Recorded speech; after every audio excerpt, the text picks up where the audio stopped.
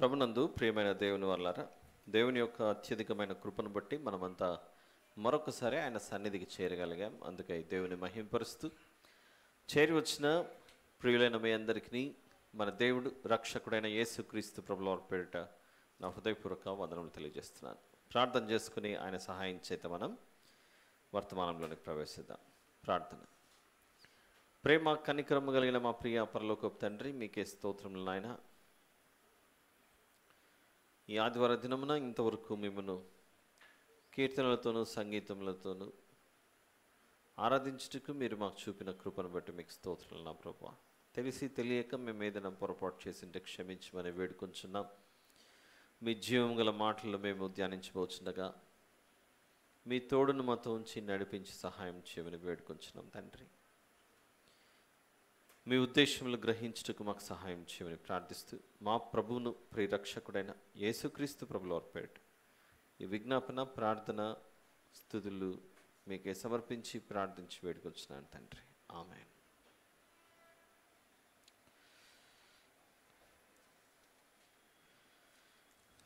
గత వారం మనము పరమగీతము 5వ అధ్యాయంలోని ఎంతవరకు ముగించుకున్నాం? 11 అయిపోయిందా? 11th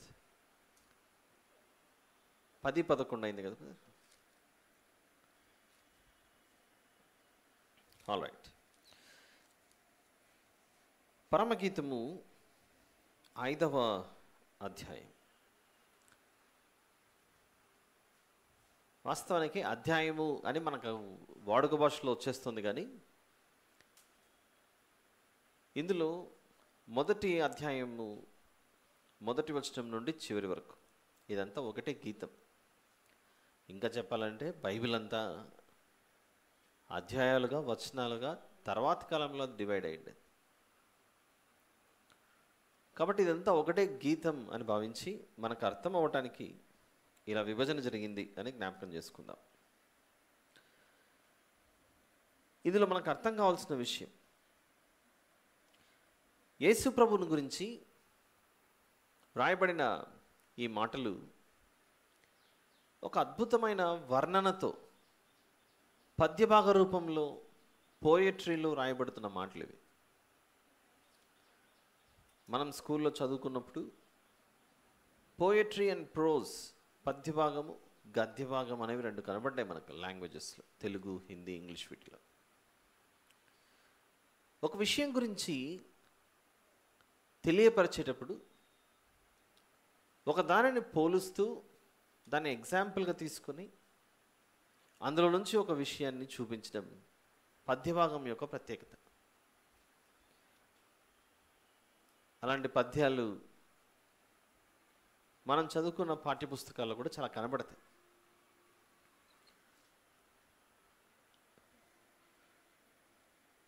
పరలోకానికి సంబంధించిన ఈ గీతాన్ని పర సంబంధమైన పౌరస్థితిలోనే ఆలోచిస్తేనే అర్థమవుతుంది.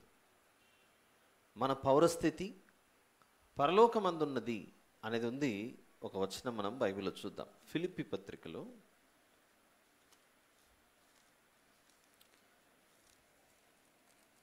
3వ అధ్యాయము 20వ వచనం.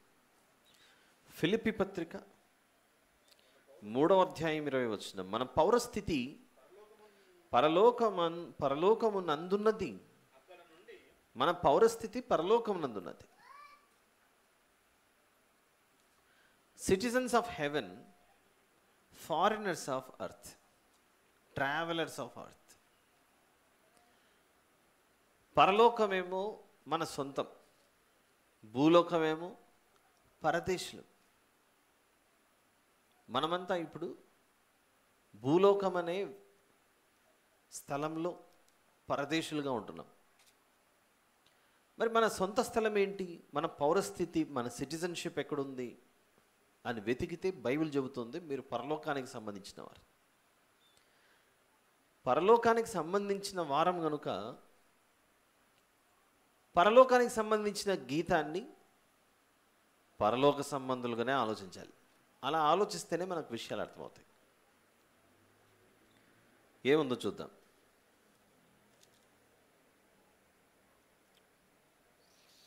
ఈ సందర్భం అంతా ఎలా ప్రారంభమైంది?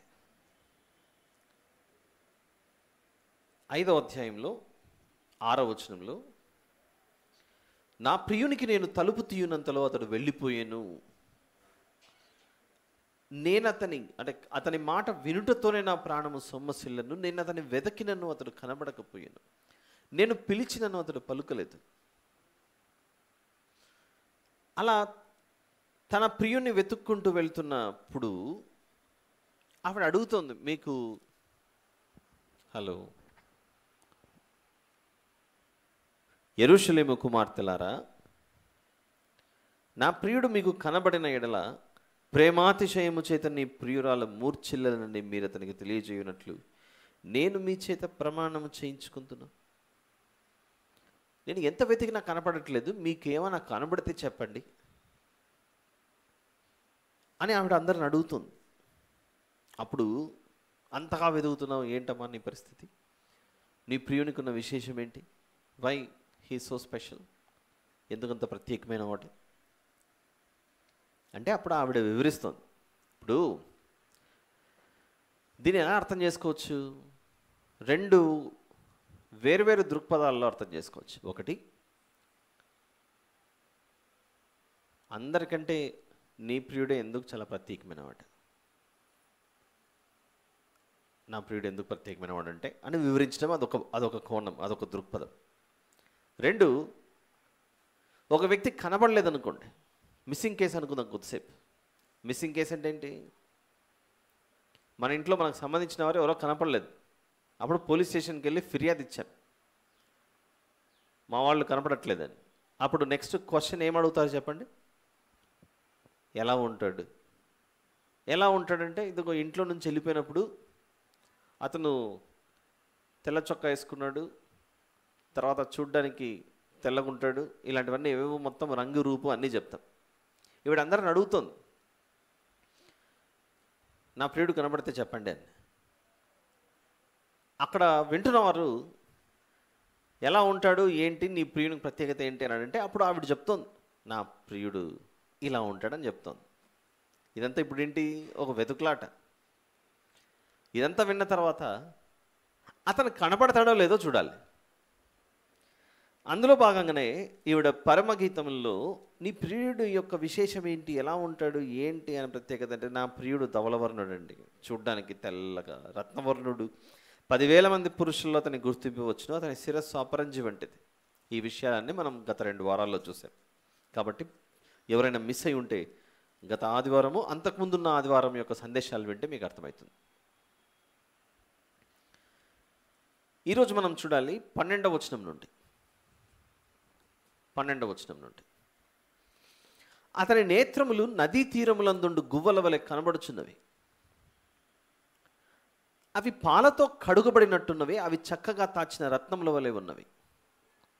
తన ప్రియుని యొక్క నేత్రములు అంటే కళ్ళు, ఐస్, ఐసీఈ కాదు, EYEI, ఓకే, కళ్ళు.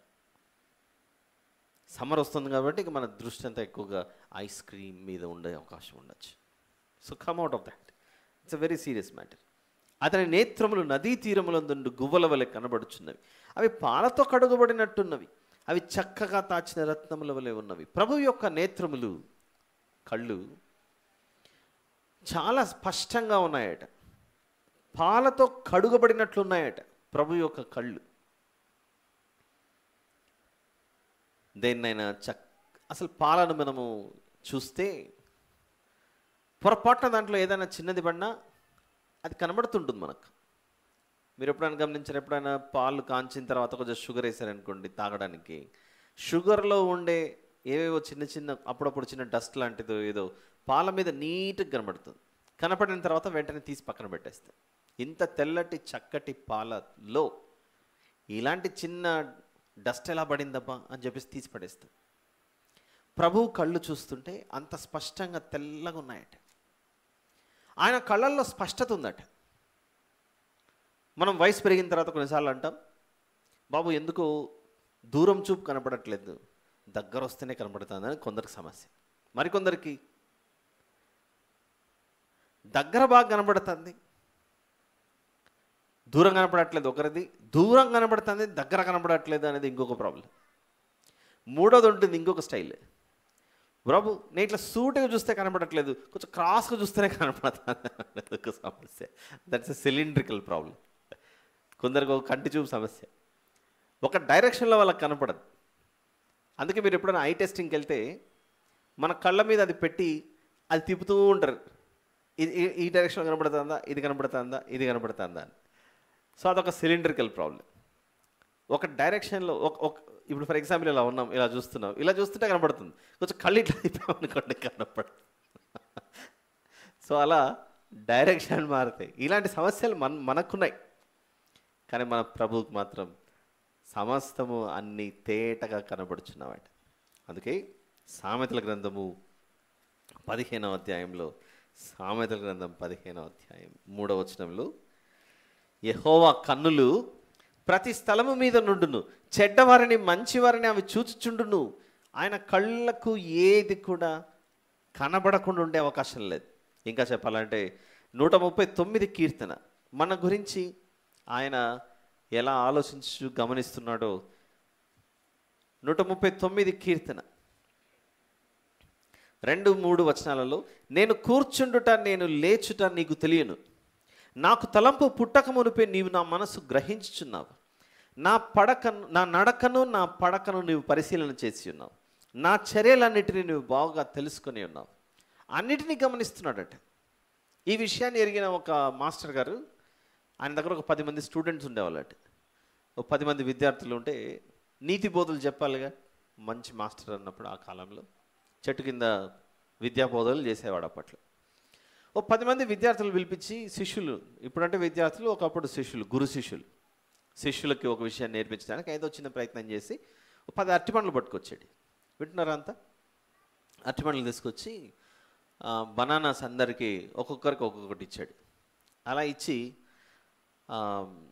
నేను మీకు లెసన్ చెప్పాను కదా, జాగ్రత్తగా గుర్తుపెట్టుకొని ఎవ్వరూ చూడకుండా మీరు ఈ అరటిపండు తినేసి రావాలా అని చెప్పాడట. అందరూ ఆ బనానా తీసుకొని, మా గురువుగారు చెప్పారు ఎవ్వరూ చూడకుండా నేను ఈ బనానా తీసుకొని తినేసి రావాలి అని అన్నప్పుడు అందరూ, ఒకడు తలుపు చాటుకు వెళ్ళాడు, ఒకడు లోపల ఎక్కడో గదిలోకి వెళ్ళి తలుపు వేసుకొని దుప్పటి కూడా కప్పుకొని ఎవరైనా చూస్తారేమో అని ఆ దుప్పటి లోపల అరటిపండు వచ్చి అరటిపండు తింటూ, ఇంకొకడు రకరకాలవన్నీ చేసి ఒక 2-3 గంటల తర్వాత అందరు వచ్చారు స్టూడెంట్స్. ఆ 10 మందిలో 9 మంది తొక్కు చూపించారు. ఏం తొక్కు? అదే అరటిపండు తొక్కు చూపించి, తొక్కు అంటారా ఏమంటారు దాన్ని, ఆ తోలు చూపించి, మాస్టర్ గారు నేను ఎట్లా తిన్నానో చూడండి, నన్నే మెచ్చుకుంటాడు మా మాస్టర్, నా గురువు అని చెప్పేసి అందరూ అనుకున్నాడు. అయితే చివరిలో 10వ వాడు మాత్రమే తినకుండా అరటిపండు పట్టుకొచ్చాడు. ఎట్లున్నా అరటిపండు అలానే పట్టుకొచ్చాడు, బనానా. ఏం రా బాబు, నువ్వు 9 మంది సాహసాలు చేసి, సాహసం చేయరా డింబక అన్నట్లు అన్ని తినేసి వచ్చారు, వీడు మాత్రం నువ్వు తినకుండా వచ్చావు, ఏంటి పరిస్థితి అని అంటే, అప్పుడు ఆ శిష్యుడు అంటాడు, నిన్న చెప్పిన పాఠాన్ని మీరు ఆధారం చేసుకొని తినమన్నారు కదా మాస్టర్ గారు, గురువు గారు, మనుషుల్లో ఎవరు చూడకపోయినా దేవుడు చూస్తుంటాడు అని చెప్పారు. కాబట్టి నేను తలుపు చాటుకెళ్ళినా, దుప్పటి కప్పుకున్నా, ఎక్కడ పోయి దాక్కున్నా దేవుడు చూస్తున్నాడు అన్న భయంతో ఆయన నుంచి నేను ఎట్లా తప్పించుకునే అవకాశం లేదని ఉన్న అరటిపండు నేను తినలేక మళ్ళీ మీకే ఇస్తున్నాను, నా వల్ల కాదు అరటిపండు తినడం అని తెచ్చాడట. అప్పుడు ఆ 9 మందిని నిలబెట్టి, ఏమొచ్చిందిరా మీకు ఇప్పుడు అదే చెప్తే, ఏం తెలుసుకున్నాం ఈ చిన్ని కథలో? మనం దేవుడు చూడకుండా కనీసం మనం అరటిపండు తినలేము, అది మన పరిస్థితి. అంటే దేవుడు సమస్తాన్ని స్పష్టంగా చూస్తూ ఉండే దేవుడు. అలాంటిది బైబిల్లో ఏదో కథ చెప్పాడు, ఈరోజు కథలు భలే చెప్తాడా సామాన అని మీరు అనుకోకుండా ఉండడానికి నిజం చెప్తున్నాను. యోహాను సువార్త 1వ అధ్యాయంకి వద్దాం. నారాయణగూడకు పోతే అక్కడ కథలు చెప్తారు అని అనుకోకుండా మీకు ఇప్పుడు యోహాను సువార్త 1వ అధ్యాయం దగ్గరికి వస్తాను. అరటిపండు తినకుండా తీసుకురావడం అంటే ఏంటో ఇప్పుడు అర్థం అవ్వాలి. యోహాను సువార్త 1వ అధ్యాయము 43 నుంచి చూద్దాం. 43 నుండి, మరునాడు ఆయన గలిలయకు వెళ్ళగోరి ఫిలిప్పును కనుగొని నన్ను వెంబడించుమని అతనితో చెప్పాను.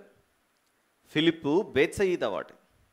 అనగా అంద్రయ, పేతురు అను వారి పట్టణపు కాపురస్తుడు ఫిలిప్పు నతనయేలును కనుగొని, ధర్మశాస్త్రములో మోషేయు ప్రవక్తలను ఎవరిని గూర్చి రాసిరో ఆయనను కనుగొంటిమి, ఆయన యోసేపు కుమారుడైన నజరేయుడగు యేసు అని అతనితో చెప్పాను. అందుకు నతనయేలు, నజరేతులో నుండి మంచిది ఏదైనా రాగలదా అని అతన్ని అడుగగా, వచ్చి చూడమని ఫిలిప్పు అతనితో అనెను. యేసు నతనయేలు తన యొద్దకు వచ్చుట చూచి, ఇదిగో ఇతడు నిజముగా ఇశ్రాయేలీయుడు, ఇతని యందు ఏ కపటమును లేదని అతని గురించి చెప్పాను. అప్పుడు నతనయేలు గారు యేసు ప్రభువును అడుగుతూ, అసలు నువ్వు నన్ను ఫస్ట్ టైం చూసావు కదా, నేను నీకు ఎట్లా తెలుసు అని అడుగుతున్నాడు. నేను నీకు ఎట్లా తెలుసు అని అంటే అప్పుడు యేసు ప్రభు అంటాడు, నన్ను నీవు ఎలాగో ఎరుగుదు అని నతనయేలు ఆయన అడుగగా, యేసు ప్రభు, ఫిలిప్పు నిన్ను పిలువక మునుపే నీవు ఆ అంజూరపు చెట్టు క్రింద ఉన్నప్పుడే నిన్ను చూచి తినని అతనితో చెప్పాను. అంటే మనం ఏ చెట్టు కింద కూర్చుంటున్నాం? మనం అంజూరపు చెట్టు కింద కూర్చున్నాం, మన చెట్టు కింద కూర్చున్నాం ప్రస్తుతానికి. అంటే నా ఉద్దేశం, మనం జీవితంలో ఏ సమయానికి, ఏ తారీఖుకు, ఏ డేట్కి, ఏ సమయానికి మనం ఎక్కడున్నామో అన్నీ ఆయన దగ్గర రికార్డ్ అవుతున్నాయి. మనకన్నా అప్పుడప్పుడు ఈ యూట్యూబ్ లైవ్లో ఈ ప్రోగ్రామ్ ఇలా వస్తుండగా కట్ అయిపోతుంటుంది. ఇంటర్నెట్ కట్ అయిపోవడము, కెమెరా పని చేయకపోవడము, రికార్డ్ అవ్వకపోవడము, అన్నీ ఉన్న సౌండ్ లేకపోవడము, ఇలాంటివన్నీ సమస్యలు వస్తుంటాయి. కానీ దేవుని దగ్గర తరతరముల నుండి ఏ మనిషి ఎప్పుడు ఏ సమయానికి ఏం చేస్తున్నాడో అన్నీ ఆయన మెమొరీలో ఉన్నాయట. మనకన్నా కంప్యూటర్స్, దాని లోపల హార్డ్ డిస్క్లు, మెమరీ కార్డులు చాలా అవసరం డేటా స్టోర్ చేసుకోవడానికి. కానీ నతనయేలు గారు అక్కడెక్కడో చెట్టు కింద కూర్చుంటే ఎక్కడో ఉన్న ప్రభువుకు తెలిసిపోయింది. అది శిలువ మీద నుంచి తిరిగి లేచిన తర్వాత తోమా గారు, ప్రభువు లేచాడు, ప్రభువు తిరిగి లేచాడు అని తక్కిన మంది శిష్యులు అందరూ చెబితే తోమా గారు నమ్మకుండా మిగిలిన శిష్యులతో తోమా గారు ఏమంటారు? థామస్ గారు, నేను ప్రభు కడుపులో చెయ్యి పెట్టి ఆయన చేతుల్లో నా వ్రేలు పెట్టి చూస్తే తప్ప నేను నమ్మను అని అంటాడు. ఆ సమయానికి ప్రభు అక్కడ ఉన్నాడా? లేడు. తోమా గారు ఆ మాట అన్నారన్న విషయం ఎక్కడో ఉన్న ప్రభువుకు తెలుసుకుని మళ్ళీ ప్రత్యక్షమవుతాడు. అప్పుడు తోమా గారితో, ఇదిగో నా కడుపులో నువ్వు చెయ్యి పెట్టి చూడు, నా చేతుల్లో నీ వ్రేలు పెట్టి చూడు తోమా, ఇప్పుడన్నా నమ్ముతావా నన్ను, నేను తిరిగి లేచానని. అంటే మనం మాట్లాడుకునే ప్రతి మాట కూడా ఆయన దగ్గర ఉంది. అంత జాగ్రత్తగా ఉండాలి, అంత స్పష్టంగా ఉన్నాయి ఆయన నేత్రములు. దానినే పరమగీతముల లాంగ్వేజ్లో, భాషలో ఆయన నేత్రములు ఎలా ఉన్నాయట? వెళ్దామా? ఆయన నేత్రములు నదీ తీరములందుండు గువ్వల వలె కనబడుచున్నవి, అవి పాలతో కడుగబడినట్టున్నవి, అవి చక్కగా తాచిన రత్నముల వలె ఉన్నవి. ఇది పద్యభాగం. గద్యభాగంలోకి వెళ్తే నేను కూర్చుండుట, నేను లేచుట, పోయట్రీ అండ్ ప్రోస్. పోయట్రికల్ లాంగ్వేజ్లో ఎలా రాయబడింది? పరమగీతము, song of songs, chapter number 5 verse number 12లో డిస్క్రైబ్ చేస్తున్నారు. ఇక్కడ ఆయన నేత్రములు వివరిస్తున్నాడు ఇలా ఉన్నాయని. దాని భావం ఎక్కడుందో వెతికితే మిగిలిన పుస్తకాల్లో దాని మీనింగ్ అర్థమవుతుంది. ఆయన నేత్రములు అంత చక్కగా ఉన్నాయి. ఇక 13వ వచనానికి వద్దాం. అతని చెక్కిళ్ళు, పరిమళ పుష్పస్థానములు, చెక్కిళ్ళు, ఎక్కిళ్ళు కాదు, చెక్కిళ్ళు. ఎందుకంటే మన దగ్గర వేరు వేరు లాంగ్వేజెస్ మాట్లాడే వాళ్ళు ఉన్నారు కనుక కొన్నిసార్లు అర్థం కావు కొన్ని పదాలు. చెక్కిళ్ళు అంటే చీక్స్, చంపలు, బుగ్గలు, చబ్బీ చీక్స్ అంటారు చూస్తారు. అట్లా ఇంటికి వెళ్ళి మళ్ళీ నాకు కూడా అలాంటి చబ్బీ చీక్స్ ఉన్నాయని అనుకోకండి. ఎవరికి ఎలా ఉండాలో దేవుడు అలా పెట్టాడు. అతని చెక్కిళ్ళు పరిమళ పుష్పస్థానములు, సుగంధ వృక్షముల చేత శోభిల్లు ఉన్నత భూభాగములు. అతని పెదవులు పద్మముల వంటివి, ద్రవరూపక జటామాంసీవలే అవి పరిమళించును. రైట్. అతని చెక్కిళ్ళు, ఆయన ముఖ స్వరూపంలో ఈ బుగ్గలు పరిమళ పుష్పస్థానములట. పరిమళం అంటే, పరిమళం మీన్స్ ఫ్రాగ్రెన్స్, మంచి సెంట్, అత్తరు, బాడీ స్ప్రే. మనం స్ప్రే చేస్తే ఎలాంటి పర్ఫ్యూమ్ ఉంటుందో దాన్ని పరిమళం. పండు, ఒక పచ్చి కాయ పండైందనుకోండి, దాని వాసన మారుతుండే చాలా మధురంగా, ఎంత బాగుందబ్బా ఈ పండు అని అంట. పువ్వులు ఉదయాన్నే ఇలా విచ్చుకోవడాన్ని వికసించడం అంటారు. వికసించిన పువ్వును దగ్గర తీసుకొని మనం కొంచెం వాసన చూడగలిగితే ఎంత వాసన కొడుతుంది అనం దాన్ని పరిమళ వాసన అంటారు.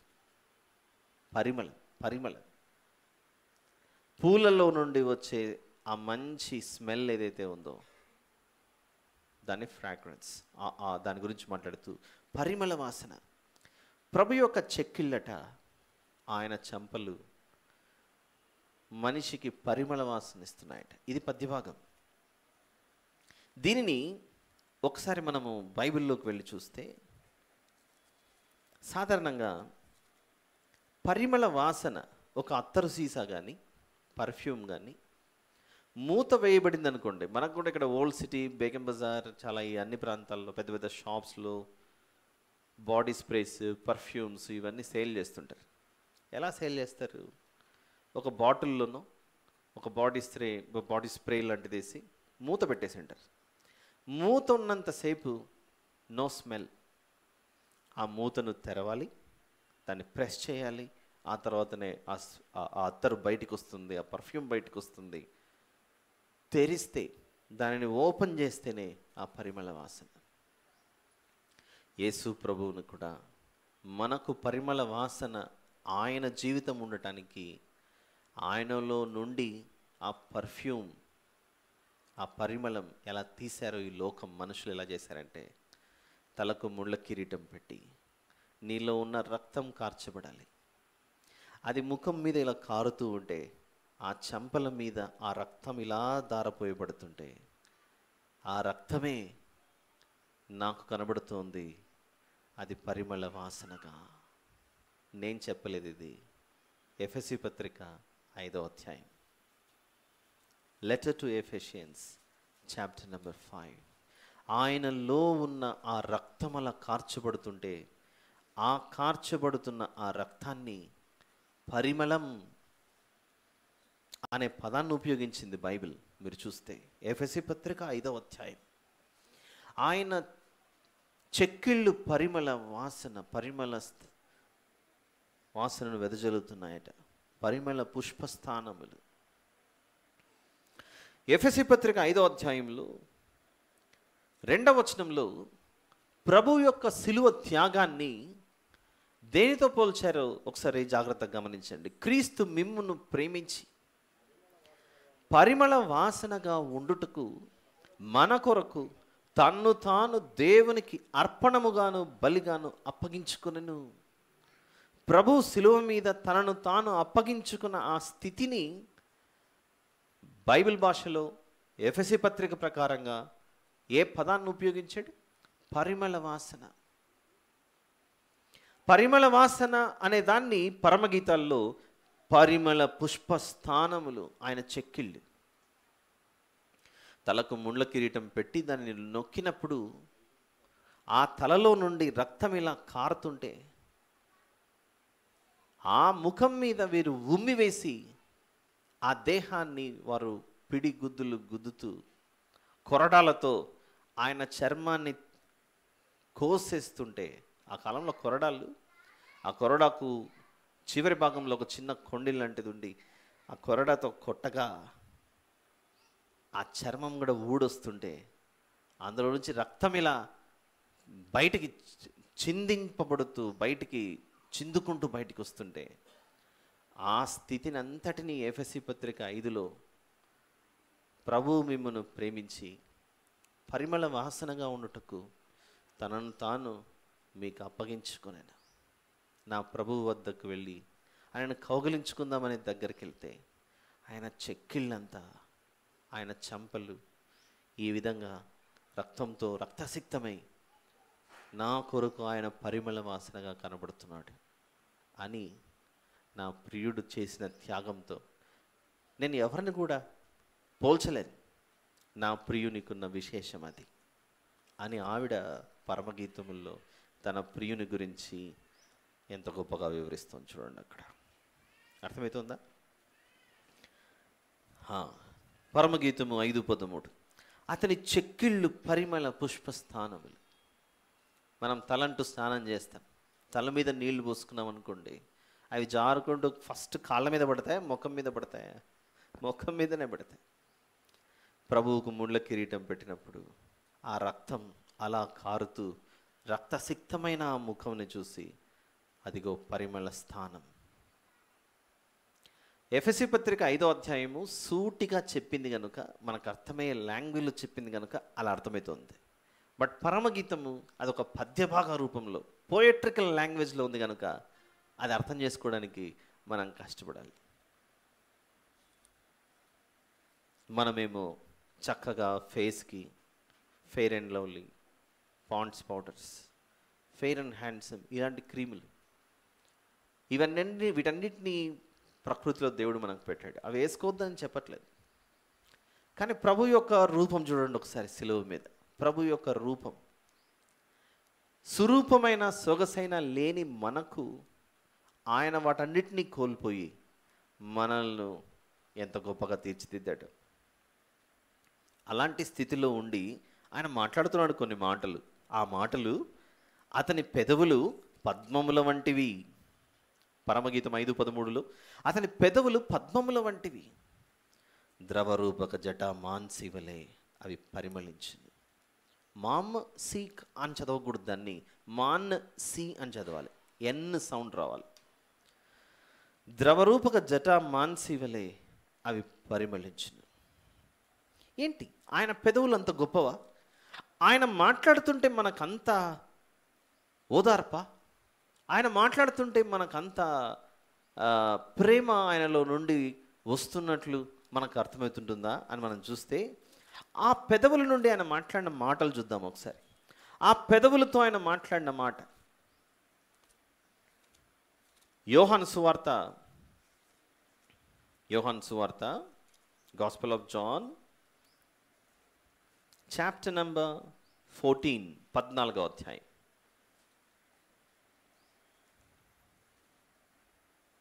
ఇరవై మూడవ వచనంలో ఒకడు నన్ను ప్రేమించిన ఎడల, నేనైతే లోకమును ప్రేమించున్నానని చెప్పనవసరం లేదు, అయితే నేను చూపించుచున్న ప్రేమకు మనుషులు మనసు మార్చుకొని నన్ను ప్రేమించిన ఎడల వాడు నా మాట గైకొనును, అప్పుడు నా తండ్రి వానిని ప్రేమించును, మేము వాని యొద్దకు వచ్చి వాని యొద్ద నివాసము చేతుము. సాధారణంగా అప్పుడప్పుడు మన ఇంటికి ఎవరైనా గొప్ప వాళ్ళు వస్తేనే చాలా ఇష్టపడి, అయ్యో పలానా వాళ్ళు వస్తున్నారు, మేము అన్ని ఏర్పాట్లు చేయాలని ఎంతో ప్రేమతో ఆప్యాయతతో అన్ని ఏర్పాట్లు చేస్తాం. అలాంటిది ఇక్కడ మాట్లాడుతున్న ఈ వచనంలో, నేను వచ్చినప్పుడు నేను నిన్ను ప్రేమించుచున్నానని చెప్పినప్పుడు నీవు కూడా అదే రీతిగా నువ్వు స్పందిస్తే, నన్ను ప్రేమించుచున్నావని నీ నోటితో ఒప్పుకుంటే, నాతో నివసించాలని నువ్వు ఒప్పుకుంటే, నేను నీతో వచ్చి నివాసం చేస్తాను. నేనే కాదు, నేనును నా తండ్రి, మేమందరము అనగా మేము వచ్చి, ముగ్గురంటే ఎవరు? తండ్రి, కుమార, పరిశుద్ధాత్మ. మేము వాని యొద్దకు వచ్చి వాని యొద్ద నివాసము చేతుము. దేవుడు మన ఇంటికి వచ్చి మనతో నివాసం చేస్తాడట, సృష్టికర్త.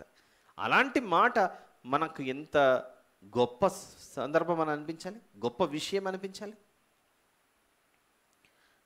వచ్చే వారం మీ ఇంటికి రావాలనుకుంటున్నాం, గృహ కూడికకు బృందం అంతా అన్నాం అనుకోండి, వస్తున్నారా, ఏర్పాట్లు చేయాలరా అని బాధపడే వాళ్ళు కొందరు. ఇంత షెడ్యూల్లో మీరు మా ఇంటికి రావడమా, తప్పక రండి అనేవాళ్ళు కొందరు. సరే, మా గురించి పక్కన పెట్టండి.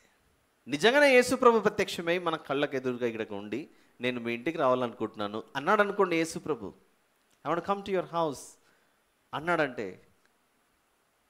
ఇక్కడ ఎవరితో అయినా వ్రేలు చూపించి, చెయ్యి చూపించి మీ ఇంటికి రావాలనుకుంటున్నానని యేసుప్రభు మనల్ని అన్నాడంటే, మిగిలిన మనమందరము ఎలా ఫీల్ అవుతాం?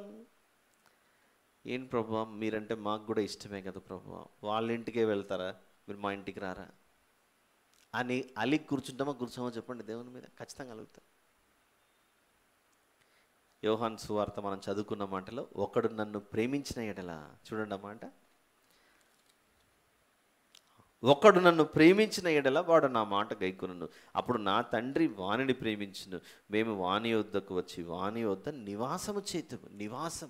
నివాసముకు అర్థం ఏంటి? వచ్చి వెళ్ళిపోయే అతిథి కాదు ఇది. గెస్ట్లు వస్తారు, వెళ్ళిపోతారు. నివాసము చేతుము అని అంటే ఇక మీతోనే ఉంటానని అర్థం. దాంతోపాటు ఆయన పెదవుల నుండి వచ్చిన మరొక మాటే కొరింథీయులకు రాసిన 2వ పత్రిక 12:9. చెప్పగలరు ఎవరైనా తీయకుండా ఈ మాట? Memory verse. ఇప్పుడు చెప్పకపోతే నెక్స్ట్ వీక్ నుంచి మీకు కూడా మెమరీ వర్సే. కొరింథీయులకు రాసిన 2వ పత్రిక 12వ అధ్యాయము 9వ వచనం. నా కృప నీకు చాలును, my grace is sufficient for దీ. నా కృప నీకు చాలును. నా పెదవులతో మాట్లాడుతున్న మాట ఇది. నా కృప నీకు చాలును. ఎంత గొప్ప మాటలు ఇవన్నీ. ఒకవేళ ఇలాంటి మాటలే దేవుడు మన గురించి పలకకపోయి ఉంటే, మనలో ఓదార్పు లేదా మనల్ని ఆదరించేది ఎవరు? మనకు దగ్గరికి వచ్చి మనల్ని ఓదార్పులోనికి నడిపించేది ఎవరు? ఆదరించేది ఎవరు? వచ్చి భయపడకు బిడ్డ, మీరు భయపడకుడి, జడియకుడి. ఇలాంటి మాటలు ప్రభువు పెదవుల నుండి వచ్చాయి. భయపడకుడి, జడియకుడి, నిబ్బరము కలిగి ధైర్యముగా ఉండుడి. ఇలాంటి మాటలు దేవుడు పలకకపోయి ఉంటే మనకు ఏ ఆదరణ ఉండేది కాదు, ఏ నిరీక్షణ ఉండేది కాదు. నా ప్రియుడు మాట్లాడితే అవి ద్రవరూపక జటా మాంసి వలె అవి పరిమళించును. యేసు ప్రభు శరీరధారిగా ఉండి ఇశ్రాయేలుల మధ్య సువార్తను ప్రకటిస్తుంటే అట జన సమూహములు ఆయన వెంబడించారట. ఒక విషయం చెప్పనా, ఆయన పుట్టినప్పుడు స్థలం లేదు, పెరిగినప్పుడు స్థలం లేదు, చనిపోయినప్పుడు ఆయనను పాతిపెట్టుటకు సమాధి లేదు. ఏమీ సంపాదించుకొనని ఒక వ్యక్తిని వేల కొద్ది లక్షల కొద్ది జన సమూహములు ఆయన వెంబడిస్తున్నాయంటే ఏ కారణాన్ని బట్టి? కొందరైతే రొట్టెల కొరకు వెంబడించారు, ఓకే. మరికొందరు ఆయన దగ్గరికి వెళ్తే స్వస్థత జరుగుతుంది అని స్వస్థతల కొరకు ఆయన దగ్గరికి వెళ్ళారు. అయితే మరికొందరు ఆయన నోరు తెరిచి మాట్లాడుతుంటే ఆ మాటలు ఇంతకు మునుపు ఎవ్వరు కూడా ఈయన వలె మాట్లాడట్లేదు, ఈయనలా మాట్లాడడం మేము ఎప్పుడు చూడలేదు అని ఆయన మాటల కొరకు వెంబడించిన వారు లేరా చెప్పండి? యేసు ప్రభు 5 రొట్టెలు 2 చేపలు 5,000 మందికి పంచాడు. ఎప్పుడు పంచాడు? ఆయన నిజంగానే మేము అక్కడికి వెళ్తే మాకు భోజనం పెడతాడు అన్న ఉద్దేశంతో వచ్చారా జనాలు? శిష్యులు వచ్చి అంటారు ఇప్పటికే చాలా సమయం అయిపోయింది, వాళ్ళని పంపిస్తే వాళ్ళ ఇంట్లోకి వెళ్ళి వాళ్ళు తినేసి వస్తారు. చాలా సమయం అయిపోయిందని శిష్యులు అన్నప్పుడు అంత సమయం ఏం చేశారు? యేసు ప్రభు మాట్లాడుతుంటే వాళ్ళు వింటా కూర్చున్నారు, యేసు ప్రభు ప్రకటించుంటే వాళ్ళు వింటూ ఉన్నారు. ఆ ప్రకటన అంతా, ఆ సువార్త ప్రకటన అంతా ఆయన పెదవుల గుండా వచ్చినటువంటి మాటలు, ఆ మాటలు ద్రవ రూపం వలె అలా ముందుకెళ్తుంటే జటామాన్సి వలె కనబడుతుందంటే. జటామాన్సి అనేది ఒక వెరీ రేర్ పర్ఫ్యూమ్. అది హిమాలయన్స్ దగ్గర అలాంటి ప్రాంతాల్లో దొరుకుతుంది. అది ఒక అద్భుతమైన సుగంధ ద్రవ్యం. అది you can search in Google, జటామాన్సి అని ఇంగ్లీష్లో కొట్టినా కూడా వస్తుంది. ఆయన పెదవులు ద్రవరూపక జటామాన్సి వలె అవి పరిమళించును. అంత గొప్ప పర్ఫ్యూమ్ ఇది. యేసు ప్రభును జన సమూహములలో వెంబడించడానికి గల కారణం ఇందాక చెప్పిన 5 రొట్టెలు 2 చేపల సందర్భమే. మనం ఎవరైనా మన ఇంటికి రావాలంటే, మా ఇంట్లో వివాహం జరుగుతుంది రండి, మా ఇంట్లో బర్త్డే ప్రోగ్రాం జరుగుతుంది రండి, మా ఇంట్లో ఎంగేజ్మెంట్ జరుగుతుంది రండి, లేకపోతే ఇలాంటివి ఏమన్నా ఉంటే అప్పుడు జనాలు తరలి వస్తారు సాధారణంగా ప్రోగ్రామ్స్ జరిగినప్పుడు. కానీ యేసు ప్రభు ఎవరికి బర్త్డే ఇన్విటేషన్ ఇవ్వలేదు, ఏం ఫంక్షన్ జరుగుతుంది రండి అని చెప్పలేదు. ప్రజలు యెరూషలేం మందిరం దగ్గరికి వెళ్ళి ప్రధాన యాజకులు శాస్త్రుల దగ్గరికి వెళ్ళడం మానేసి, వింటున్నారా ఈ మాటలు? Very important. యెరూషలేం మందిరం దగ్గర ప్రధాన యాజకులు శాస్త్రులు అనే వాళ్ళ దగ్గర సబ్జెక్ట్ నేర్చుకోవడం మానేసి ఎవరి దగ్గరకు వచ్చారు? యేసు ప్రభు శరీరధారిగా ఉన్నప్పుడు ప్రభు దగ్గరకు వచ్చారు. ఉదయం నుంచి సాయంత్రం వరకు వారికి ఎంతసేపు ప్రకటించాడు. ఆయన మాట్లాడుతుంటే లేయకుండా అలానే కూర్చొని విన్నారు. అంతసేపు విన్న తర్వాత ఆకలితో ఉంటారు, పంపించేద్దాం అని శిష్యులంటే, పంపించడం ఎందుకు, మీరే పెట్టండి భోజనం అని అప్పుడు డిసైడ్ అయింది అది. మీకు మనం చూడండి, ఏదైనా మీటింగ్స్ చేస్తున్నాం అనుకోండి, ఏదైనా పబ్లిక్ మీటింగో, 1 డే సెమినారో, 2 డేస్ సెమినారో, పలానా టైటిల్ పెట్టింటాం. ఈరోజు 1 డే సెమినార్ ఈ టైటిల్ మీద జరుగుతుంది, ఏ టైంకి, ఏ డేటు, స్థలము అన్నీ చెప్పిన తర్వాత ఆ ప్యాంఫ్లెట్లో, పోస్టర్లో ఒక చిన్న మ్యాటర్ కూడా రాయాలి, మధ్యాహ్న భోజన వసతి కలదు అని. అమ్మా, ఆ భోజన వసతిని కూడా చదువుకొని ఓకే అక్కడే భోజనాలు ఉంటాయని అప్పుడు డిసైడ్ అయి వస్తుంటారు. కానీ ఆ రోజు యేసు ప్రభు 5 రొట్టెలు 2 చేపల విషయంలో ఆయన ప్యాంఫ్లెట్లు పంచలేదు, వాల్ పోస్టర్లు వేయలేదు. ఆయన వెళ్తుంటే ఆయన చెప్తే విందాంలే అన్నట్లు వెళ్ళిపోయారు జనాలు. అలా వెళ్ళిపోయి చాలా అయిపోయి సమయం అయిన తర్వాత అందరం శరీరంలో ఉన్నాం కనుక ఆకలైంది, ఇలానే పంపించేస్తే సొమ్మసిల్లిపోతుంది దారిలో, మీరే పెట్టండి భోజనం అన్నట్టు. అప్పుడు డిసైడ్ అయింది భోజనం పెట్టాలని. భోజనం గురించి పక్కన పెట్టండి, జనాలు ప్రభు వద్దకు ఎందుకు వచ్చారు? 5,000 మంది ప్రజలు, వాయ్ అని వెతికితే ఆయన పెదవుల నుండి వస్తున్న మాటలు ద్రవరూపక జటా మాన్సివలే పరిమళ వాసనగా ఆ మాటలు అలా వెదజల్లబడ్డాయి. దానినే పరమగీతాల్లో ఈ 5:13లో నా ప్రియుని పెదవులు పద్మముల వంటివి, వికసించిన పువ్వు ఎలాగైతే పరిమళిస్తుందో అలాంటి పద్మము లాంటి పరిమళ వాసన ఆయన నోట నుండి వస్తుంది. ఆయన నోట నుండి అంటే ఆయన నోటి మాటల నుండి ద్రవరూపక జటామాంసి వలె అవి పరిమళించింది. అది నా ప్రియుడు, నా ప్రభు యొక్క ప్రత్యేకత. ఇకపోతే 14వ వచనం, అతని కరములు అని అంటే అతని కరములు తార్షీషు రత్నభూషితమైన స్వర్ణ గోళము వలె ఉన్నవి. కరములు అంటే చేతులు, హ్యాండ్స్. ఈ సీక్వెన్స్ మర్చిపోకండి. నా ప్రియునికి తలుపు తీసేనంతలో ఆయన వెళ్ళిపోయాడు. ఇప్పుడు అందరు అడుగుతున్నారు, ఎలా అమ్మా నువ్వు వెతుకుతున్నావు, ఆయన ఎలా ఉంటాడు చెప్పండి, కొంచెం రంగు రూపు అన్నీ చెప్తే కదా మేము వెతికేది అని వాళ్ళు అడుగుతున్నారు. బాబు, మీ అబ్బాయి మిస్ అయిపోయాడు, మిస్సింగ్ కేసు పెట్టావు పోలీస్ స్టేషన్లో, ఎలా ఉంటాడో కొంచెం చెప్పండి అంటే, మా అబ్బాయి ఇలా ఉంటాడండి, కొంచెం ఎత్తుకుంటాడు, 6 అడుగులు, లేకపోతే తెల్లగా ఉన్నాడు, కొంచెము నల్ల వెంట్రుకలు ఉన్నాయి, కొంచెం బలంగానే ఉంటాడు, ఆ రోజు ఇంట్లోంచి వెళ్ళిపోయేటప్పుడు బ్లూ షర్ట్ వేసుకున్నాడు, ఇవన్నీ మనం చెప్తాం వరుసగా. అలాంటి డౌట్ ఈవిడ వెతుకుతుంటే అందరికీ ఎలా ఉంటాడు చెప్పమ్మా, కనపడితే చెప్తాంలే అన్నారు. ఎలా ఉంటాడంటే ఇంకా ఈవిడ ఏమని వర్ణించాలి, ఎలా వర్ణించాలి నా ప్రియుని గురించి, నా ప్రియుడు ధవలవర్ణుడు అని ముఖం దగ్గర నుంచి వచ్చింది మ్యాటర్ మొత్తం. హెడ్ నుండి వచ్చి అది 10వ వచనంలో స్టార్ట్ అయ్యి కింద కాళ్ళ వరకు వెళ్తుంది అలా మ్యాటర్. ఇలా ఉంటాడు నా రూపం, నా ప్రియుని యొక్క రూపం అని. ఇంతవరకు మనం విన్నది ఇదిగో శిరస్సు గురించి విన్నాం, నేత్రములు కళ్ళ గురించి విన్నాం, ఆయన చెక్కిళ్ళు చెంపలు ఎలా ఉంటాయో చెప్పింది, పెదవులు ఎలా ఉంటాయో కూడా చెప్పింది. అంత అయిపోయింది. ఇప్పుడు ఆయన చేతులు ఎలా ఉంటాయో చెప్తానని చేతుల దగ్గర, కరముల దగ్గరకు వచ్చింది మ్యాటర్. ఆయన కరములు తార్షీషు రత్నభూషితమైన స్వర్ణ గోళం వలె ఉన్నవి.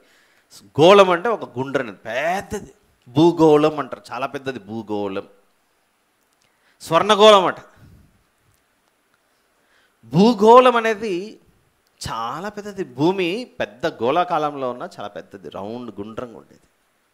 యేసు ప్రభు యొక్క హస్తంలట స్వర్ణగోళం అట. స్వర్ణగోళం అంటే స్వర్ణం మీన్స్ గోల్డ్, బంగారం. అంత రిచ్నెస్, అంత రిచ్ ట్రెజరీ, ప్రాపర్టీ, ఆస్తులు ఆయన చేతుల్లో నుండి అలా వస్తుంటాయట. దాన్ని ఎలా వివరించవలనో అర్థం కాకపోయిందో, లేకపోతే మనకు అర్థం కావడానికి స్వర్ణగోళం అంత గొప్పవాడు. భూగోళం అని ఎలాగైతే భూమిని చూపించి ఇది ఒక భూగోళం అంటామో, ఆయన కరములు ఎలాంటివంటే తార్షీషు రత్నభూషితమైన స్వర్ణ గోళం వలె ఉన్నవి.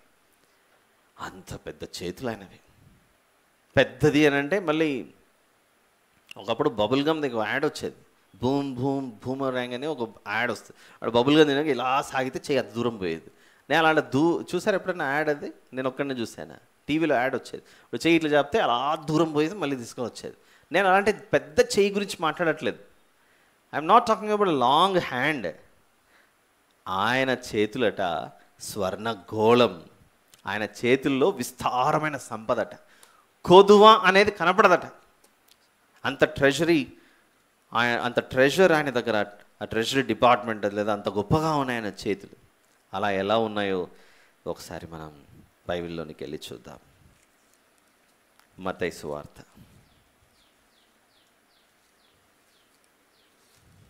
6వ అధ్యాయం 26వ వచనంలో, ఆకాశ పక్షులను చూడుడి, అవి విత్తవు, కోయవు, కొట్లలో కూర్చుకొనవు, అయినను మీ పరలోకపు తండ్రి వాటిని పోషించుచున్నాడు. దేవుడు పోషించుచున్నాడు. ఆయన మనిషిగా ఉన్నాడు కనుక పరలోకమందున్న తండ్రిని తీసుకుని అక్కడ వాళ్ళకి పరిచయం చేస్తున్నాడు.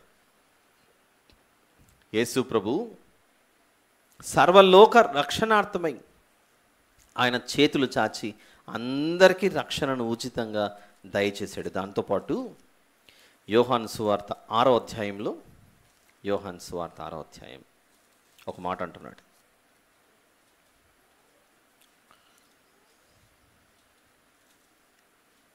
ముప్పై 35వ వచనం, అందుకు యేసు వారితో ఇట్లా, నేను జీవాహారము నేనే,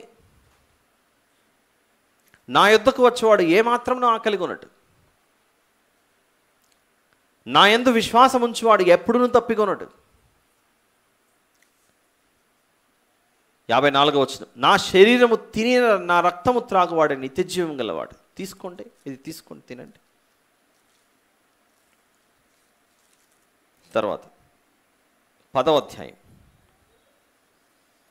తన చేతులతో మనిషికి ఏమిస్తున్నాడో చూడండి ఒకసారి. యోహాను సువార్త 10:28-29 వచనాలు. యోహాను సువార్త 10:28. ఎవరికైనా ఇవ్వాలంటే చేయి చాచక ఇట్లా ఇవ్వాల్సిండేది, తీసుకోండి అని. Take from my hands, take from మీ, నేను వాటికి నిత్య జీవమునిచ్చుచున్నాను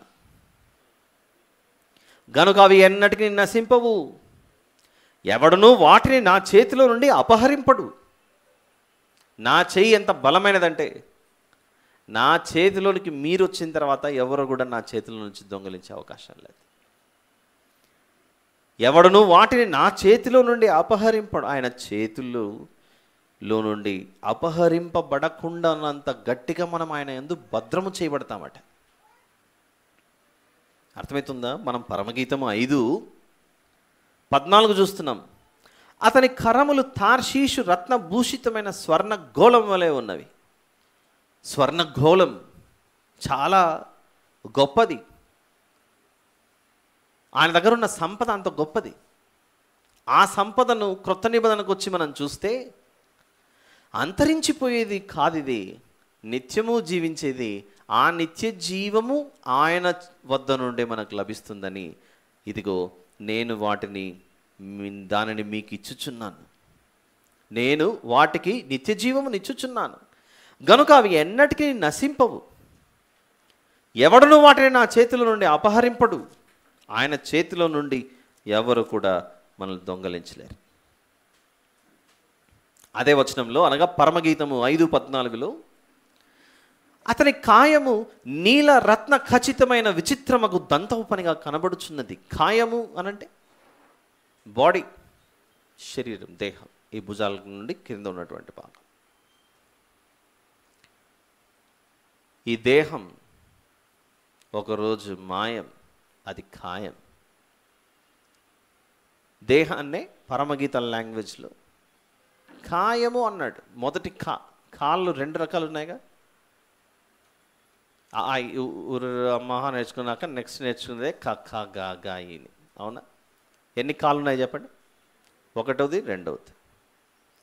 ఇక్కడ ఉపయోగించింది మొదటిది. కాయము, దేహం అనే బాడీ, ఈ పదాన్ని పరమగీతాల్లో కాయము అన్నాడు. ఇప్పుడు నేను కొంచెం దాన్ని యాడ్ చేస్తున్నా. ఈ కాయం ఒకరోజు మాయం, అది ఖాయం, అది ఇప్పుడు రెండోసారి యూజ్ చేసింది. మాట్లాడిన ఈ 3 పదాల్లో మొదటిసారి ఉపయోగించింది మొదటి కా, రెండవసారి ఉపయోగించింది రెండవ కా. దీనికి అర్థం ఏంటి? ఈ ఖాయం ఒకరోజు మాయం. అది ఖాయం, ఖచ్చితం, నిశ్చయం. మాయమైపోయి ఈ ఖాయాన్ని ఆయన ఒకరోజు లేపుతాడు. దీన్ని, ఈ దేహం ఖాయం అనగా ఈ శరీరం మట్టిలోకి పోయిన తర్వాత కూడా నీ దేహాన్ని తిరిగి లేపేది నేనే. పునరుత్థానమును జీవమును నేనే. అలా చనిపోయినప్పుడు మనకు ఆదరణ లేదా చనిపోయే స్థితిలోకి వెళ్ళిపోతుండగా పునరుత్థానమును జీవము నేనే. మీ బాడీ ఏమైపోతుందని మీరేం బాధపడకండి, నేనే దాన్ని లేపుతాను. ప్రభా ఎప్పుడో లేచి దాని గురించి సంగతి పక్కన పెట్టి ప్రస్తుతానికి మేము ఉన్నాము. ఈ దేహం, ఈ బాడీకి ఆకలి అయితే అంటది, లేకపోతే ఏదో ఒకటి ఉంటుంది. మా అవసరాలు ఎవరు తీరుస్తారు? మమ్మల్ని ఎవరు పోషిస్తారు? మమ్మల్ని చూసుకునేది ఎవరు అని అంటే, కీర్తన గ్రంథంలో దేవుని గురించి రాయబడిన మాటలు, ఆయన నోట నుండి వచ్చే ప్రతి మాట వలన ఆయన మనల్ని పోషిస్తున్నాడు. దానితో పాటు 78వ కీర్తన, సామ్ నంబర్ 78, 78 కీర్తన 72వ వచనం. అతడు యథార్థ హృదయుడై వారిని పాలించెను, కార్యముల యందు నేర్పరి అయి వారిని నడిపించెను. దేవుడు నడిపించాడట ఇశ్రాయేలీయులను ఐగుప్తుల నుండి. 2 విషయాలు ప్రస్తావిస్తున్నాను ఖాయము అనే దాని గురించి పరమగీతాల్లో ఉన్న ఆ మాటను బట్టి. ఒకటేమో మనం చనిపోయిన తర్వాత కూడా మన ఖాయాన్ని దేవుడు మహిమ శరీరంగా మార్చేది ఒక పని అయితే, ఆ స్థితి రాకముందు భూమి మీద ఉండగా ఆయన మనకు తోడై ఉండి మన ఆకలి దప్పులను తీరుస్తున్నాడట. మీరు ఆలోచిస్తే కొన్ని గొప్ప విషయాలు పరలోక సంబంధమైనవి ఇశ్రాయేలీయుల నిర్గమం, ఐగుప్తులో నుండి కనానుకు వెళ్ళిన ఆ ప్రయాణంలో దేవుడు ఎన్నో నేర్పిస్తాడు. ఎలాంటిదో తెలుసా? వారు దాహం అన్నప్పుడు బండలో నుండి నీళ్లు తీసిచ్చాడు. ఆకలి అన్నప్పుడు ఆకాశం నుండి మన్నాను కురిపించాడు. వారు వేసుకున్న వస్త్రాలు చినిగిపోకుండా, వేసుకున్న చెప్పులు అరిగిపోకుండా కాపాడాడు. అంటే అర్థం ఏంటో తెలుసా? మీరు నాతో ఉంటే ఆకలి దాహం అనేది ఎరుగక మిమ్మల్ని నేను కాపాడుకుంటానని చెప్పాడు. ఏమి ధరించుకుందుమో అనే ఆలోచన కూడా లేకుండా మీకు నేను సమస్తమును దయచేయగల శక్తివంతుడైన దేవుడును.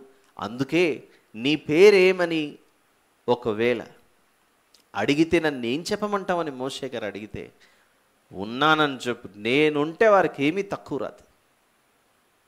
ఉన్నవాడు నేను ఉన్నానని చెప్పు అంటాడు మోషే గారితో. ఎందుకు ప్రభు ఆ మాట అన్నావనంటే, వీరికి ఆకలి అయినప్పుడు ఆకలి తీర్చే దేవుడని నేనే, వీరికి దాహమైనప్పుడు ఆ దాహాన్ని తీర్చే దేవుడని నేనే పక్క నుండి. వారు ధరించుకోవడానికి వస్త్రాలు అవసరమైతే వేసుకున్న వస్త్రాలు పాతగిలిపోకుండా చూసుకునే పని నేను చేపడతాను. అది నా మీదకి తోసేయండి. మీ చింత యావత్తు నా మీద వేయుడి, నేను చూసుకుంటానని ఆ రోజే చెప్పాడు.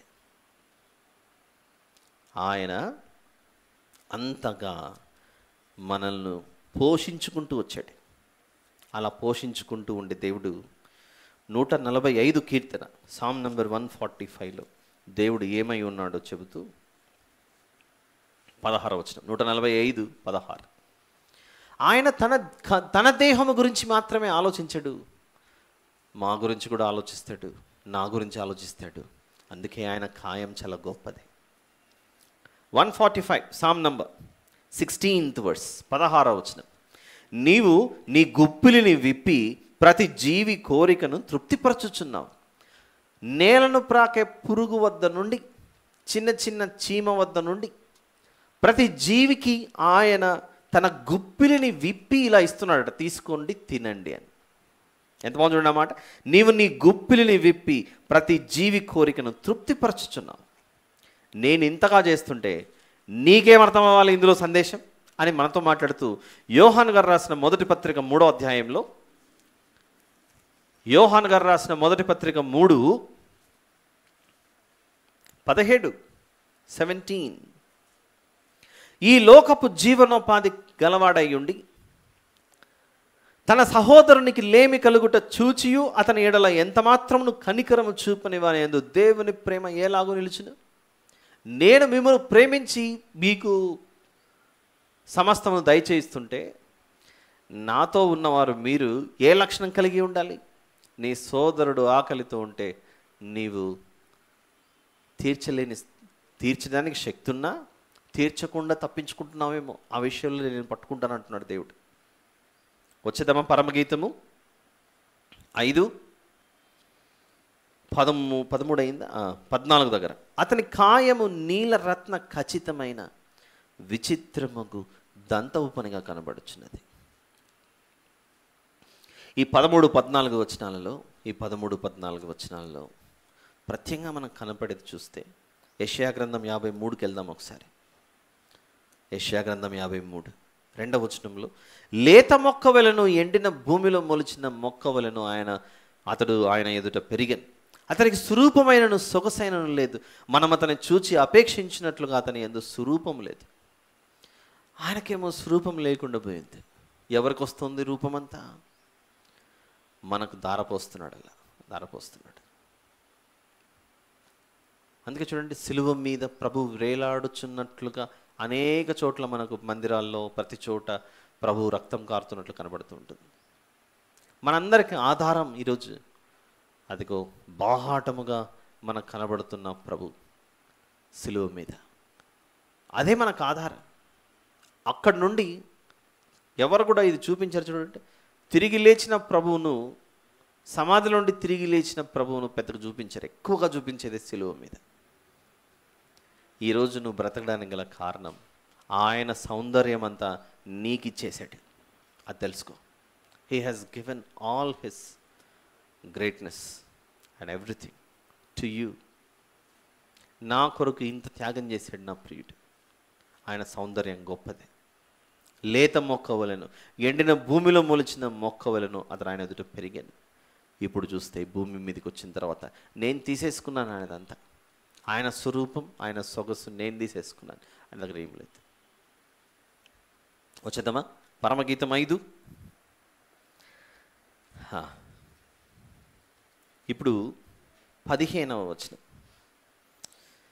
అంతా అయిపోయింది, బాడీ వరకు అయిపోయింది. నెక్స్ట్ ఇంకా కాళ్ళ దగ్గరకు వచ్చింది మ్యాటర్. ఇంతకు ప్రియుడు కనపడ్డా? క్వశ్చన్ వచ్చింది. ఏమని? అమ్మ ఏంటమ్మా ఆయన గురించి అంత వెతుకుతున్నావు? ఏంటి ప్రత్యేకత అంటే, నా ప్రియుడు ఇలా ఉంటాడు. ఆయన ఎలా ఉంటాడో చెబితే, జనరల్గా ఒక మిస్సింగ్ కేసు వచ్చిందనుకోండి, ఫస్ట్ అడిగేది ఇదే, ఎలా ఉంటాడు ఏంటి. నెక్స్ట్ క్వశ్చన్ ఏమడుగుతుందో తెలుసా?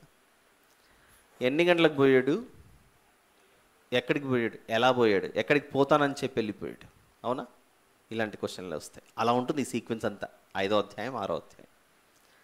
ఆల్ రైట్, ప్రస్తుతానికి మనము 15వ వచనంలో ఉన్నాం. అతని కాళ్ళు మేలివి బంగారం మట్లయందు నిలిపిన చలువరాతి స్తంభముల వలె ఉన్నవి. అతని వైఖరి లెబానోను పర్వత తుల్యము, అది దేవదారు వృక్షములంత ప్రసిద్ధము. అమ్మా, దీన్ని ఎలా చెప్పాలి?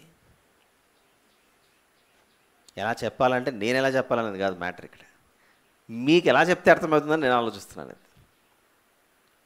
ఆయన కాళ్ళ గురించి ఒక విషయం చెప్తాను, ఆలోచించండి. మీరు నన్ను చూడాలి ఇప్పుడు. Look at me everybody. Alright, ఇల్లు కడుతున్నారు అనుకోండి. మొదట స్లాబ్ వేస్తారా, పిల్లర్లు నిలబెడతారా? పిల్లర్ నిలబెడతారు. స్లాబ్ అంతా తయారు చేసుకొని పిల్లర్లు నిలబెట్టి ఎత్తుదాంలే పైకి అంటే అవుతుందా చెప్పండి? అవ్వదు. ఇదేమైనా హైడ్రాలిక్ మిషన్ ఎక్కడానికి? ఫస్ట్ పిల్లర్స్ వేసిన తర్వాత పైన స్లాబ్, తర్వాత గోడలు, కిటికీలు, తలుపులు, పెయింటింగ్ అంతా మొత్తం స్టార్ట్ అవుతుంది. ఇప్పుడు నేను చిన్న ప్రశ్న వేస్తాను మీకు. వెయిట్ విషయంలో బరువు, పిల్లర్ బరువు ఎక్కువ ఉంటుందా, స్లాబ్ బరువు ఎక్కువ బరువు ఉంటుందా? చెప్పండి. కొంచెం మనమేమో చదువుకోకపోయినా కొంచెం కామన్ సెన్స్ యూజ్ చేస్తే అర్థమవుతుంది. బరువు స్లాబ్ ఎక్కువ ఉంటుందా, పిల్లర్ ఎక్కువ ఉంటుందా? మీరు కరెక్టే చెప్పారు. ఇందాక ఏం చెప్తే ఏమి సమస్య వస్తుంది అనుకుంటా. కొందరు పిల్లర్ అంటున్నారు, కొందరు స్లాబ్ అంటున్నారు. పిల్లర్ బరువు ఎక్కువ ఉంటుందా, స్లాబ్ ఎక్కువ బరువు ఉంటుందా? స్లాబే కదా, పైన రూఫే కదా బరువు ఎక్కువ ఉండేది. అయితే కొద్ది రోజుల తర్వాత ఇల్లు పూర్తయిన తర్వాత first floor, second floor, third floor అన్నీ వేసారనుకోండి. కిందేమో ఈ పిల్లర్ ఇలా ఉంటుంది, స్తంభం. స్లాబ్ బరువు మోయాలి, ఆ స్లాబ్ బరువు అయిపోయిన తర్వాత ఆ స్లాబ్ మీద ఫస్ట్ ఫ్లోర్ సెకండ్ ఫ్లోర్ అన్నిట్లో ఫ్లోరింగ్ చేయాలి, పాలిష్ బండలు టైల్స్ అన్నీ వేయాలి. ఆ టైల్స్ పాలిష్ బండలు వేయాలంటే మళ్ళీ ఇసుక సిమెంట్ అన్నీ కలపాలి. దానికి ముందుగానే స్లాబ్కి కాంక్రీట్, తర్వాత సిమెంట్ ఇసుక అన్నీ మిక్స్ చేసి స్లాబ్ దింపారు బాగానే. ఆ స్లాబ్ మీద మళ్ళీ ఫ్లోరింగ్ చేయాలి. స్లాబుల మీద అట్లే ఉండలేం కదా, ఫస్ట్ ఫ్లోర్ సెకండ్ ఫ్లోర్ అయితే. ఫ్లోరింగ్ చేయాలంటే టైల్స్ వేయాలి, టైల్స్ వేయాలంటే మళ్ళీ కొంచెం ఇసుక సిమెంట్ అన్నీ వేసి చేయాలి.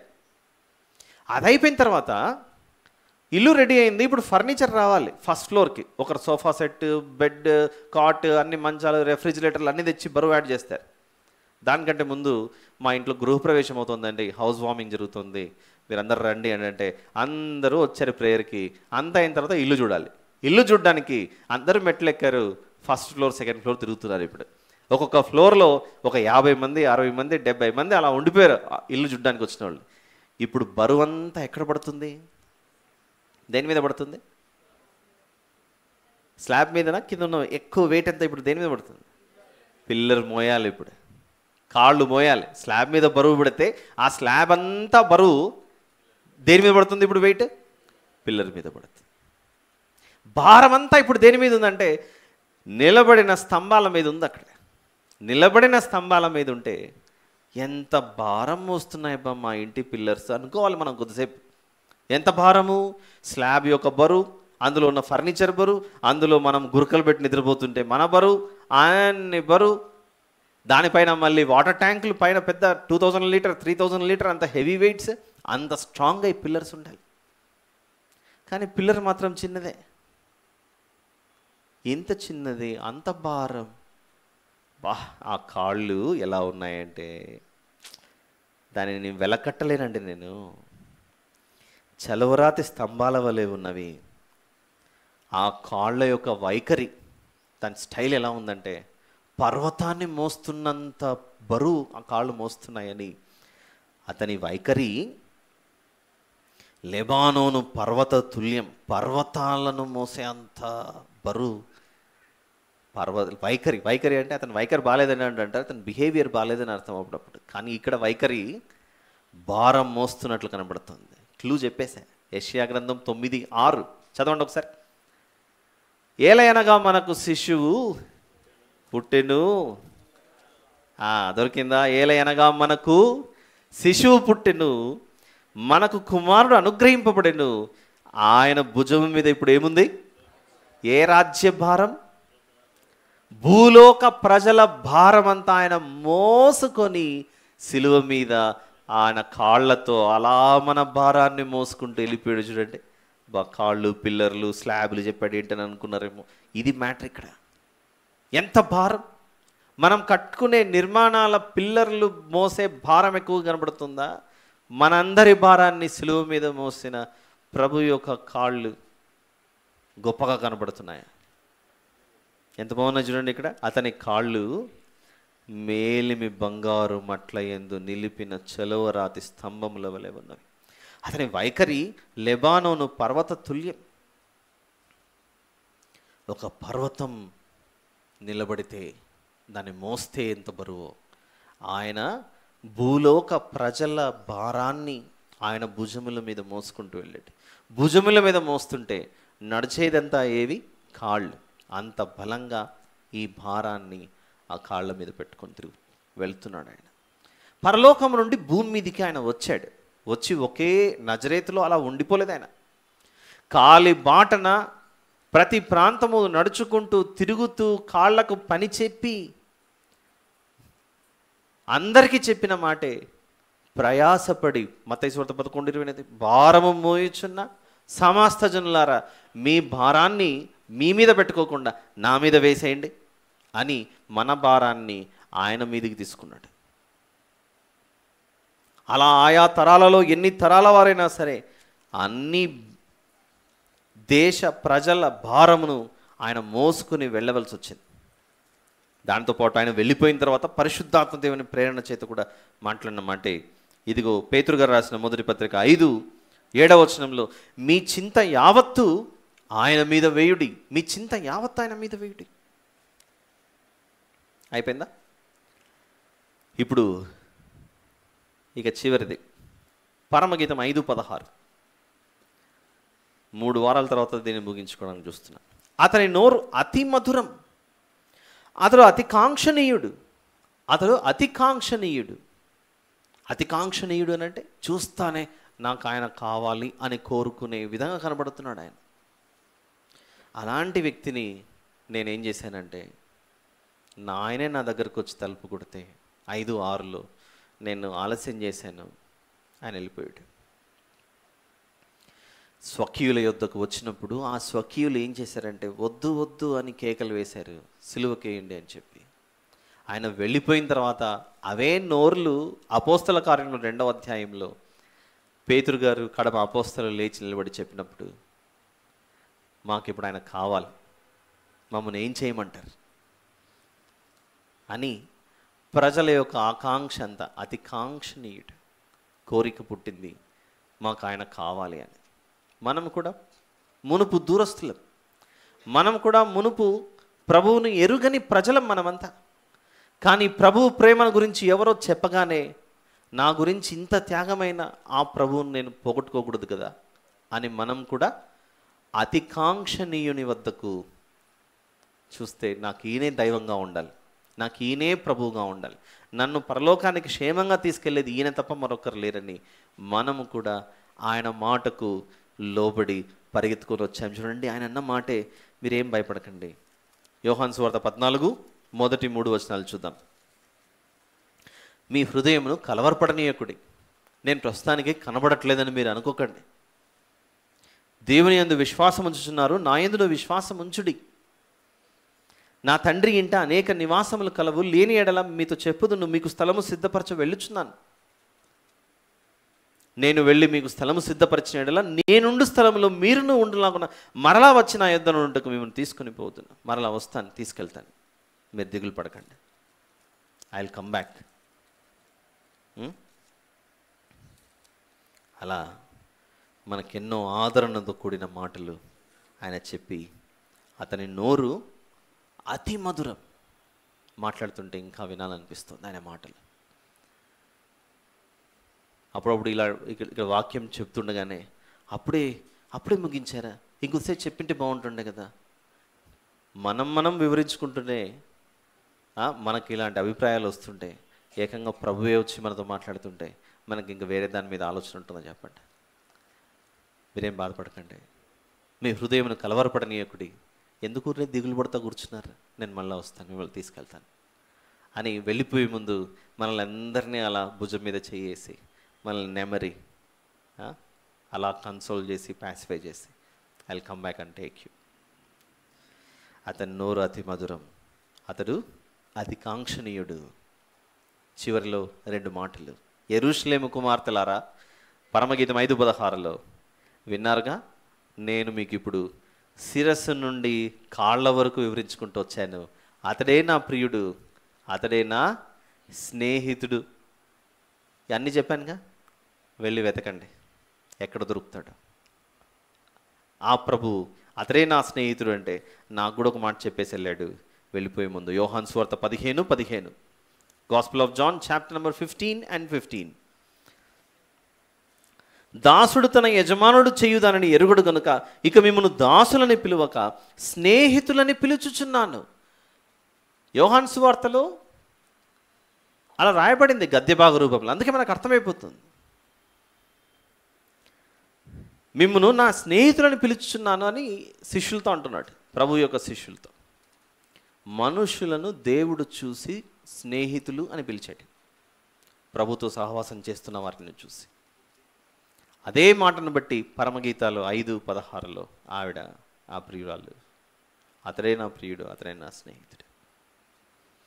ఆవిడే అనిందా, మనం కూడా అంటున్నామా? మనం కూడా పాట రాసేసాం. ఏమని? ఒక పాట ఉంది, చెప్పండి, నాకు గుర్తు రావట్లేదు. ఇతడే నా స్నేహితుడు, నా ప్రాణప్రియుడు, స్నేహితుడు నా ప్రాణప్రియుడు, స్నేహితుడు నా ప్రాణప్రియుడు పాట అయితే రాసుకున్నాం. దానిలో ఇంత భావం ఉంది అక్కడ. ఇంత మంచోడా మీ స్నేహితుడు? అయితే ఇంకొక విషయం అడుగుతున్నాము, ఆయన వెళ్ళిపోయేటప్పుడు ఏ డైరెక్షన్లో వెళ్ళాడు? ఏ ప్రాంతానికి వెళ్ళాడు? మనం కూడా మిస్ అయినప్పుడు ఇట్లనే కదా అడిగేది, వెళ్ళిపోయేటప్పుడు ఎక్కడికి పోతున్నానని చెప్పాడు? ఏ డైరెక్షన్లోకి తిరిగాడు? కుడికి పోయాడా, లేకపోతే సిటీలోకి వెళ్ళాడా, బయటికి వెళ్ళిపోయాడా, అవుట్ స్టేషన్కి వెళ్ళాడా? ఇలాంటివన్నీ అడుగుతాం కదా. ఇదంతా చెప్పిన తర్వాత పరమగీతం 6వ అధ్యాయం 1వ వచనంలో అలాంటి క్వశ్చన్ వస్తుంది, చూడండి ఒకసారి. అమ్మ, నువ్వు ఇంతవరకు చెప్పావు, బాగానే ఉంది. స్త్రీలలో అధిక సుందరి వగుదానా, నీ ప్రియుడు ఎక్కడికి పోయాను, అతను ఏ దిక్కునకు తిరిగాను? పద మనం పోయి అతని వెతుకుదాము, రమ్మ, పదండి ఎతుకుదాం ఎక్కడున్నాడు. ఈ విషయం ఇప్పుడు కాదు, మళ్ళీ ఎప్పుడైనా కలుసుకున్నప్పుడు ప్రియుడు ఎక్కడ ఉంటాడో వెతుకుదాం. ఎక్కడ ఉంటాడు అని అంటే ఇక్కడే ఉన్నాడు మన మధ్యలో. మీరు అంగీకరించండి, మీ హృదయంలోకి ఆహ్వానించండి. ఒకవేళ ఆహ్వానించి ఉంటే మీ ఇంటిని ఎప్పుడూ శుభ్రంగా పెట్టండి, హృదయం అనే నివాసాన్ని. ఆయన వెళ్ళిపోయే విధంగా దాన్ని మరి ఇంటిని. అప్పుడు మనకు తెలుగులో ఒక సామెత ఉంటుంది చూస్తారా, పొమ్మన లేక, ఏదో చెప్పండి పూర్తి, ఇంక నెక్స్ట్ మీరే. పొమ్మన లేక అతిథులు వచ్చారట, బంధువులు. ఎన్ని రోజులు కూడా పోకపోతే ఇల్లంతా పొగబెట్టారట. పొగబెట్టేసరికి ఆయన ఇంట్లో ఉంటే ఎప్పుడు పొగే వస్తుంది, వెళ్ళిపోదామని వెళ్ళిపోయారట. అలా మన దేవుడు మనలో వచ్చి నివాసం ఉంటుంటే, నువ్వు ఒకరోజు విసిగిపోయి ఎన్ని రోజులని మా దేవుడిని పెట్టుకోవాలి, కొద్దిసేపు దయ్యాన్ని పెట్టుకుందామని మీరు ఆయనను పంపించే ఏర్పాట్లు చేస్తే చాలా ప్రమాదం. అలా చేయకుండా హృదయాలను కాపాడుకుందాం. ఆలస్యమైంది, ప్రార్థన చేసుకొని మనం ప్రభు బలలోని ప్రవేశిద్దాం. ప్రేమగల తండ్రి, మీకే స్తోత్రములు నాయన. మీ యొక్క మాటలు గ్రహించడానికి మాకు శక్తి సరిపోదేమో నా ప్రభువా. ఏ విధంగా మేము అర్థం చేసుకోవాలో మాకు సహాయం చేయని ప్రార్థిస్తూ, మా కొరకు ఇంత గొప్ప త్యాగం చేసిన ప్రభువును గురించి మేము అర్థం చేసుకోవడానికి సహాయం చేయమని మా ప్రభువును ప్రియరక్షకుడైన యేసు ప్రభు వారు పెట్టాడు వేడుకుని సమర్పిస్తున్నాను తండ్రి. ఆమెన్.